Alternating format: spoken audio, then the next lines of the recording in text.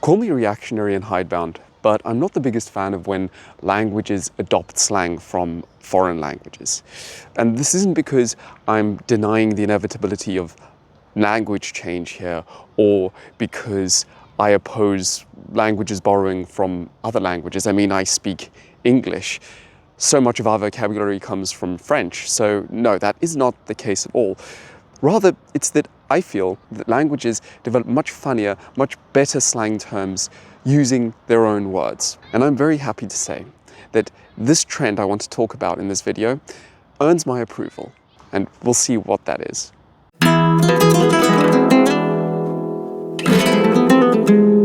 So, of course, foreign languages have slang just as English has slang. The French, for example, are pretty good at this. It's even at this point strange for me to say something like "Je vais à la faculté," I'm going to the university. French speakers would prefer often to say "Je vais à la fac." In English, maybe an equivalent would be something like, we never talk about the zoological museum or a zoological exhibit, it's now just the zoo. Like in the famous Simon and Garfunkel song.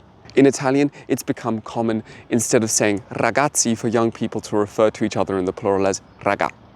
Now, I was having a conversation with a friend recently about certain English slang words that have cropped up amongst Generation Z and younger.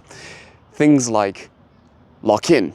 It goes hard when talking about a movie, a TV series, or even sportsmen's performances. You can imagine my delight when this friend, and if he's watching, he knows who he is, muchas gracias amigo, eres el mejor, told me about how young Spanish speakers in Madrid are adopting these English expressions into Spanish and translating them literally.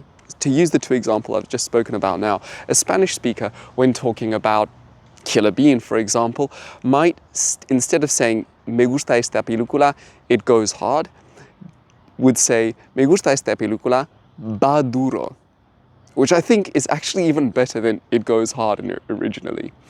The other one that I really love is, instead of using our expression lock in, saying something like para pasar los próximos exámenes necesito lock in, they might say something like necesito cerrar adentro or cierro adentro.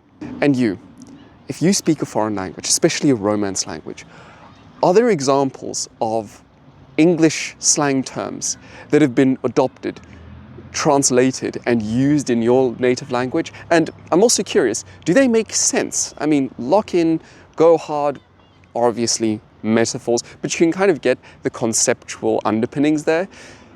Does that translate across in your language? My friend told me that it doesn't really make a lot of sense literally in Spanish, but I suppose it doesn't make a lot of sense literally in English either. I'm curious to find out. Let me know in the comments below about your favorite slang in foreign languages and how they've been translated, perhaps even from terms in other foreign languages. I'll say thank you very much, and I'll see you in the next one. Adios.